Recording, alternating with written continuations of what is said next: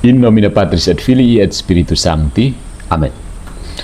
Fratres carissimi te iterum fidere, Patris allegro veritas liberabit vos. Welcome back into the jungle of Protestantism. Apa kabar dunia polemik Protestan yang baku naik tidak henti? Setelah salib sekarang subordinasionisme. Mau apa kalian?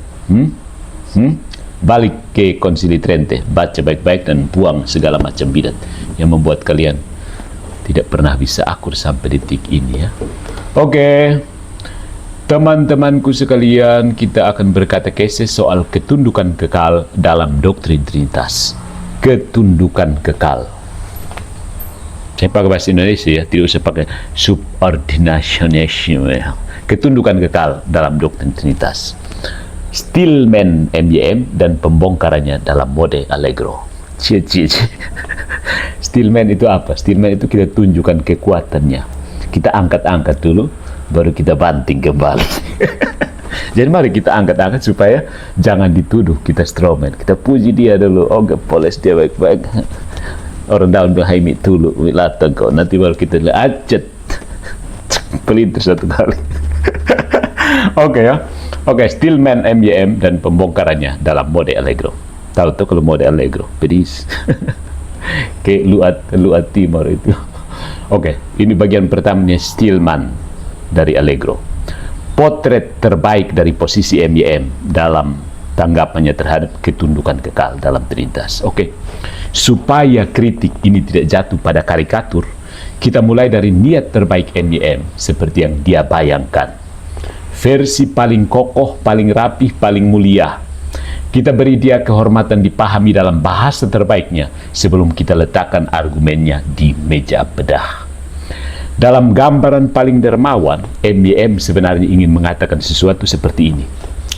Ketundukan kekal anak bukan subordinasi, tetapi ritme kasih dalam Trinitas. Ini bukan inferioritas, tetapi struktur cinta. Kesetaraan esensi tetap absolut, perbedaan peran abadi tidak membahayakan natur ilahi. Intensi MYM tampak mulia, tepuk tangan. Dia ingin membuat jembatan antara ayat-ayat seperti Bapa lebih besar daripada aku dan dogma Nicea tanpa terjatuh ke Arianisme. Ya, niat yang mulia ya.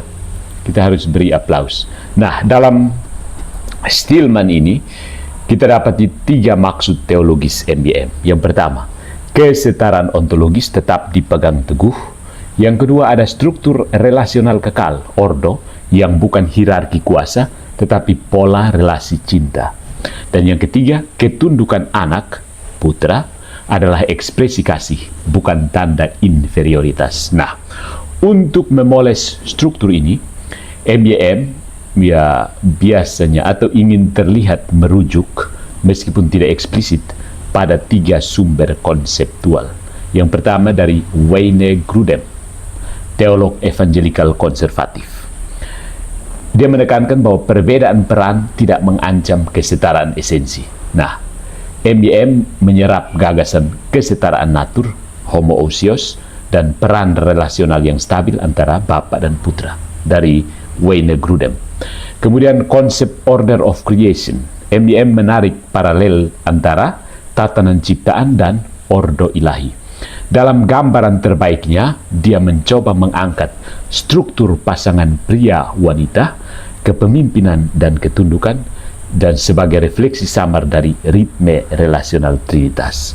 Maksudnya, dia menunjukkan bahwa hubungan antara pria dan wanita serta struktur masyarakat itu sebagai refleksi dari relasi Trinitas itu sendiri. Nah, yang ketiga, kayaknya dia menyebut buku dogmatikanya sendiri. Dia memakai buku ini sebagai kerangka sistematis untuk menenun ESS. ESS itu apa? Eternal Subordinationism of the Son, ESS. Kemudian Order of Creation, ordo ciptaan, dan pembacaan literal teks Alkitabiah. Itu bukunya. Setidaknya itu yang bisa saya tangkap. Dari sini MYM tampak sedang berusaha menyelamatkan keindahan kesetaraan esensi, kejelasan relasi Bapa Putra, dan integritas kitab suci. So, MBM bisa dianggap sedang mencoba merumuskan model trinitas yang setara dalam natur, berbeda dalam ritme relasional, bersatu tetapi berordo, harmonis bukan hierarkis. Itu cara paling simpatik membaca posisi MBM. Oke, kalau ada yang kurang silakan tambahkan. Nah, sekarang Patrice Allegro mode on. Oke. Ya, di mana Stillman pembacaan penuh bersemangat tadi luluh lantak oleh metafisika dogma. Kita mulai. Selesai kita bangun rumah Stillman MBM, sekarang kita masukkan fondasi itu ke dalam mesin uji tahan gempa. Dan seluruh struktur retak dalam 3 detik. Duar. Mari kita masuk ke bagian yang membuat MBM biasanya tersinggung, tapi Nietzsche tersenyum lega. Yang pertama, ordo ilahi MBM itu bukan harmoni. Itu hierarki dengan make up. MBM berkata seperti ini, ordo bukan hierarki, tetapi definisinya berbunyi, Bapa selalu memimpin, Putra selalu tunduk, Roh Kudus selalu mengikuti urutan itu. Jika itu bukan hierarki, maka ayam kampung adalah burung merak. Tidak ada perbedaan. Harmoni ilahi tidak pernah disusun dalam pola atas, tengah, bawah. Harmoni trinitas adalah perikoresis, bukan struktur rantai komando. Perikoresis itu saling saling mendiami. Perikoresis, bukan satu antung. Oke, itu pertama. Ordo ilahi MBM itu bukan harmoni, tapi hierarki, sedikit make up. Gitu. Yang kedua, ketundukan kekal sama dengan inferioritas kekal. Tidak ada jalan keluar. Ketundukan kekal identik dengan inferioritas kekal. MBM mengira dia aman dengan kalimat ketundukan tidak berarti lebih rendah. Oke, sayangnya metafisika tidak bisa dibohongi. Kalau A selalu memerintah, B selalu menaati, dan itu dalam kekekalan, maka mode keberadaan B selalu bersifat subordinatif. Itu berarti inferioritas struktural, bukan fungsional. Ya, karena dalam kekekalan yang fungsi otomatis menjadi sifat. Itu dalam kekekalan. Ya, masalahnya di eternity, fungsi itu pasti akan menjadi sifat, natur. Ketundukan abadi sama dengan perbedaan hakikat pribadi. Nah, Nietzsche bilang, son bisa bro. Bapak-bapak Nietzsche bilang, son deh. Berhenti. Begitu. Jadi ketundukan abadi tidak sama dengan, ketundukan abadi berarti sama dengan perbedaan hakikat pribadi, dan Nietzsche tolak mentah-mentah. Yang ketiga, MBM mengganti perikoresis dengan drama rumah tangga. Kayak drama Korea ini. Dia mengganti perikoresis dengan drama rumah tangga. Mari kita lihat. MBM memproyeksikan struktur keluarga patriarkal ke dalam diri Allah. Suami memimpin, istri tunduk, maka bapak memimpin, putra tunduk. Ini bukan hanya problematik secara dogmatis, tapi ini juga adalah antropomorfisme ekstrim. Melihat Allah dalam bentuk manusiawi ekstrim, terlalu manusiawi. Allah tidak diciptakan menurut struktur rumah tangga manusia. Justru rumah tangga manusialah yang sering gagal mencerminkan Allah. Ya. Yang keempat, grudem itu bukan pelampung. Ya, grudem yang digunakan bukan menjadi pelampung supaya tetap berada di atas, tidak. Justru batu yang menenggelamkan argumen MBM. Batu piak orang mobil. Jadi yang tadi, eologi tadi mencoba memaklumi bahwa MBM meminjam grudem hanya sedikit. Tapi setelah dibedah, seluruh kerangka pikir MBM itu role hierarchy, authority submission, eternal subordination of the sun, order of creation sebagai pola ilahi. Jadi semua berasal dari grudem. MBM mungkin mengira dia mengkritik ESS, eternal submission of the sun. Yang terjadi, dia mengulang ISS dengan warna cat berbeda. Ya. Nah, posisi MBM sama dengan pra-Arianisme dengan filter Instagram. Jadi posisi MBM dalam pengajarannya tentang subordinasionisme adalah pra-Arianisme dengan filter Instagram. Karena FB Plus tidak ada filter kan. Jadi Instagram, filter Instagram. Mari kita bandingkan pola MBM ini. Bidat Pranicea itu bapak superior. Posisi MBM, bapak selalu lebih dahulu. Bidat Pranicea, anak tunduk. Posisi MBM, putra tunduk kekal. Bidat Pranicea, relasi hierarkis kekal. Posisi MBM, ordo relasional. Pranicen, kesetaraan esensi nominal. Posisi MBM, equal in glory, different in order. Nietzsche, Pranicen, berdampak subordinasi ontologis. Posisi MBM, persis sama. Ini bukan ortodoksi yang cerdas. Ini adalah Arianisme yang diblend supaya terasa mild, ringan, gitu. Nietzsche tidak pernah menawarkan a light version dari Trinitas. No. Yang keenam ada relasi asal-usul, bukan urutan jabatan. Dogma klasik itu seperti ini. Bapa itu asal tanpa asal. Putra dilahirkan. Roh dihembuskan. Procesio. Putra generatio. Bapa itu origin. Ya. Relasi asal-usul, bukan superioritas. MBM mengganti seluruh struktur itu menjadi pertama, kedua, ketiga. Bahasa urutannya menjadi seperti juara 1, juara 2, juara 3. Padahal Trinitas bukan podium. Ya. Nah, yang berikutnya ada kesetaraan natur itu tidak menyelamatkan kalau relasi kekal asimetris.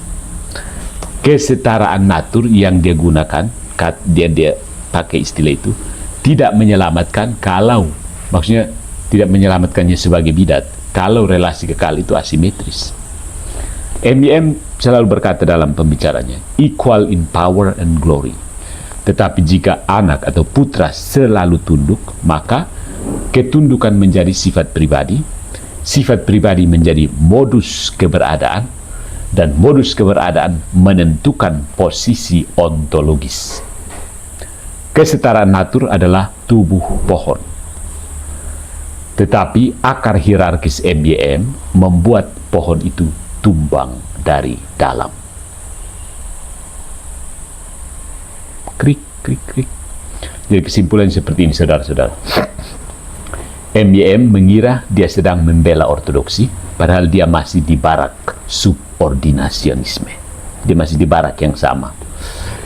Ya, ini ringkas dan tidak perlu kosmetik. Yang pertama, ketundukan kekal sama dengan subordinasi ad intra.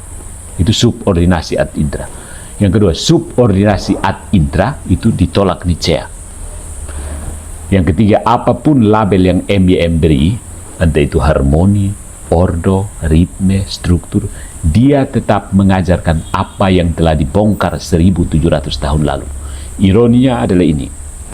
MBM sibuk menyebut orang lain sesat sambil membawa kendi bidat di tangannya sendiri, lalu marah ketika orang menghidupkan lampu. Allegro menghidupkan lampu.